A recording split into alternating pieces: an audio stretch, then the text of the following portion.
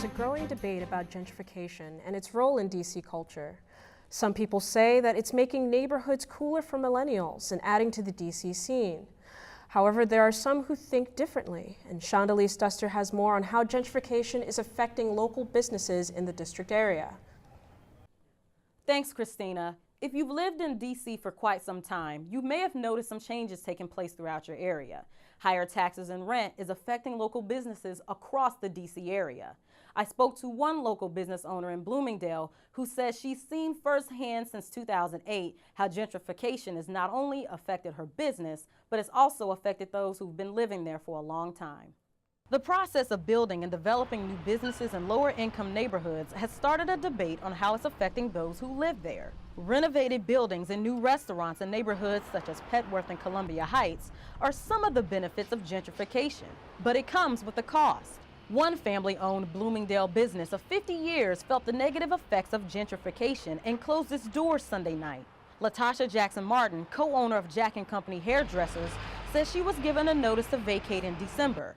But before that, she says some of the clients had moved away because rent in the area became too high. Jackson Martin says closing the business is bittersweet, but she is more concerned with how gentrification may affect the community, especially senior citizens. There are good people that are really suffering through this, and we all like better everything, but you know, you gotta be considerate of that other person that worked and paid their dues, and now they're being pushed out. Evan Bray from Baltimore is among those who say the cost of living in DC just isn't worth it. Living in Baltimore, you can get a lot nicer of a home and in a better area, for instance, and whereas here is you're gonna get a smaller house, smaller apartment, whatever it is, for cheaper or for more expensive, I'm sorry. Rent in the Bloomingdale area has increased significantly. According to census data, the percentage of white people in Bloomingdale has increased 27% since 2000. Jackson Martin says that they had plans to relocate their salon in another area, but that properties are too expensive. She does hope that her nieces and nephews will one day reopen the salon and start the business again. But until then, Jackson Martin says she is grateful for the 50 years and how the business has helped others. Back to you. Portland is the only city gentrifying faster than DC, according to the governing magazine. Communities where residents once struggled to make inviting have turned into bars, restaurants, condos, and dog parks. Joining us to discuss the unseen and unheard Washington is filmmaker in residence who also teaches the Lead Community Voice Project is Nina Shaprio-Perl. Hello, Professor Shaprio-Perl. Hello. So we have a clip here and we're going to show from the documentary.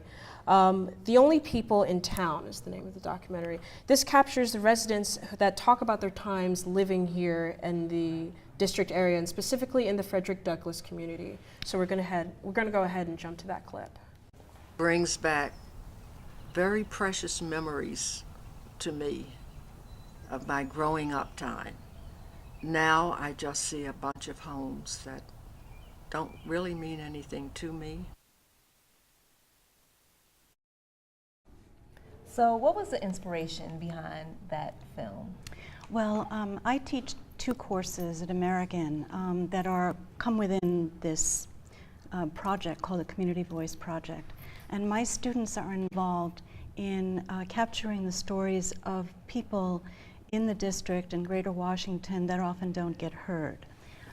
So we deal with issues like gentrification, like health and nutrition, and the way that it damages poor people and often people of color more than the general population, just for an example. So what you saw a clip from, The Only People in Town, is this short film that my students did with residents, elderly residents of what was once the Frederick Douglass housing project in Southeast Washington.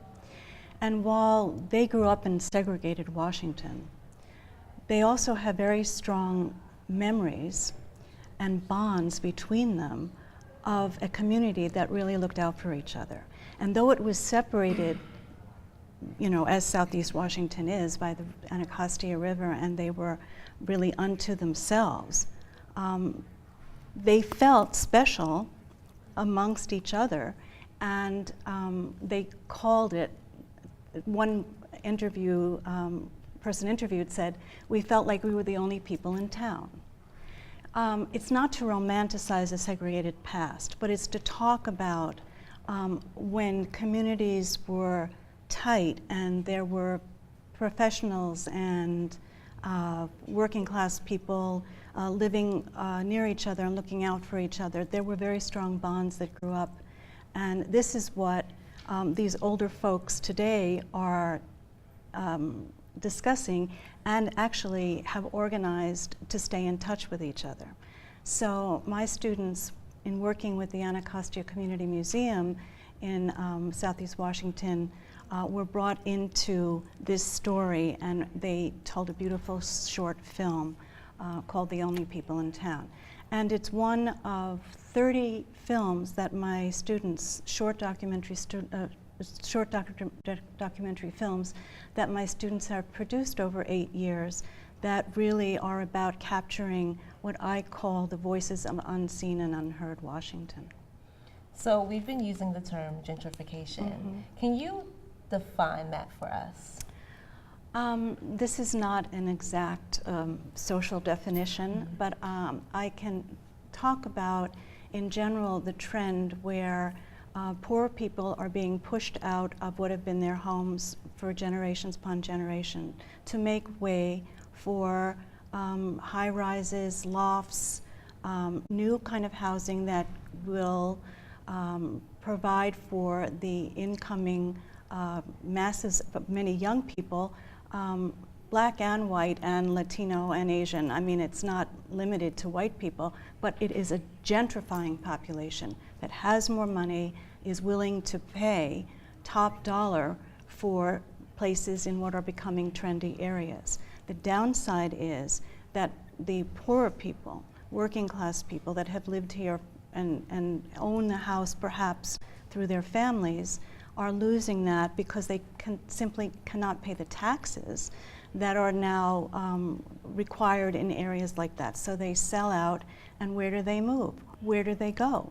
Well, they move further out on the periphery. Their communities are broken up, and it's done often without talking to the people themselves about the loss of their community. It's sort of an after the fact that they're interviewed or something, or in the process of it being gentrified. So what I really think is an important point here is that when poorer communities organize, and when there is a voice, a collective voice for people, through residence councils and by having a lobby in the city government and by electing representatives that really represent them, then it's not going to stop the tide of gentrification, but at least it gives people a say in determining their own futures. And often this is just not even considered until after the fact. Excellent. So at this point, we would like to again open it up to the audience for questions, if anyone has any for Professor Shaprio-Perl. See, Mel Jones right in front. Hi, Mel Jones, graduate student here. Is there a way that gentrification can be done in a way that's positive and sustainable for communities? And if so, are there any examples of cities that have been doing that? I'm really not in a position to say. That is not my area of expertise, but I can only speak from experience with other social movements. For instance, I've been connected to the labor movement for 25, 30 years. And the way that you get equitable situations, whether it's in housing or in the workplace, is when people are given a voice, and when they are not just one voice, but it's a collective voice. So I would more answer by the aspect of the importance of organizing and having your voice heard. And I think that that's a good rule of thumb. It's actually a way to live. And I think it would apply to the issue of gentrification in cities where it has been done more successfully elsewhere. Hello, my name is Nicholas Pierce. I'm a sophomore, former vice president of the African Students Organization, and I kind of have a couple questions. So a lot of times when I discuss gentrification, a lot of responses that I get are along the lines of, well, the ends justify the means. So what would your response to that be? And then my other question is, if you could take the knowledge of what gentrification is now and what Washington, D.C. looks like now, and you can go back to before Washington, D.C. was being gentrified, and you heard, like, the government talking about, developing the city or whatnot, what would you say to them, knowing, like, what you know now about gentrification? That's a really good question. I don't think anybody would dispute the importance of having, more activities going on, arts, culture, bars, restaurants, work. The question is really for whom? And if we can see development go hand in hand with training people in the community to be trained in jobs that are going to support this new life, this changed life, then that's one thing. I mean, I don't like to tout Whole Foods, but the fact of the matter is that they have an effort to hire local people and train them, like in cheeses and in flours and that. So I think that efforts can be made to continue this growth, to continue this development, but let's make sure that it's an equitable one.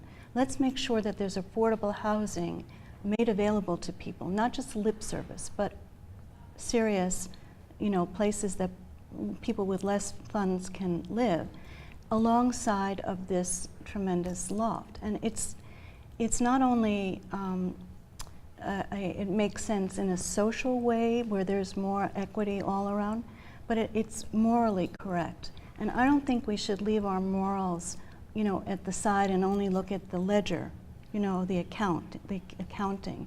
I think that we have to be a moral city and country. Well, great. Well, thank you so much for joining us, Professor Shaprio-Perl. So coming up, what it's like to be a minority at American University, a campus that is predominantly white. We have a special guest from student organizations at American University to discuss the importance of diversity on college campuses and what steps students are taking to tackle the issue of diversity.